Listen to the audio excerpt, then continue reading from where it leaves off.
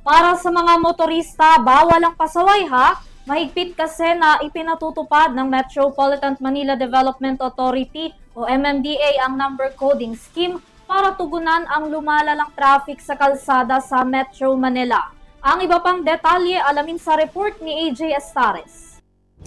Mahigpit nang ipinatutupad ng Metropolitan Manila Development Authority o MMDA ang Expanded Unified Vehicular Volume Reduction Program o UVVRP o number coding scheme sa Metro Manila bilang tugon sa lumalalang trapiko. Saklaw ng nasabing pulisiya ang lahat ng pribadong sasakyan mula 7 a.m. hanggang 10 a.m. at muli mula 5 p.m. hanggang 8 p.m. tuwing Lunes hanggang Biyernes, maliban na lamang kung ang araw ay isang opisyal na holiday. Ipinapaalala ng MMDA na may nakatakdang mga araw kung kailan hindi pinapayagang bumiyahe ang mga sasakyang may plakang nagtatapos sa partikular na numero. Tuwing Lunes, ipinagbabawal ang mga plakang nagtatapos sa 1 at 2, sa Martes naman 3 at 4, Miyerkules 5 at 6, Huwebes 7 at 8, at Biyernes 9 at 0.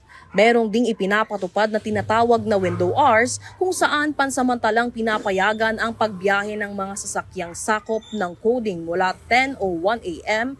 hanggang 4:59 p.m. at mula 8:01 p.m. hanggang 6:59 a.m. ng umaga kinabukasan.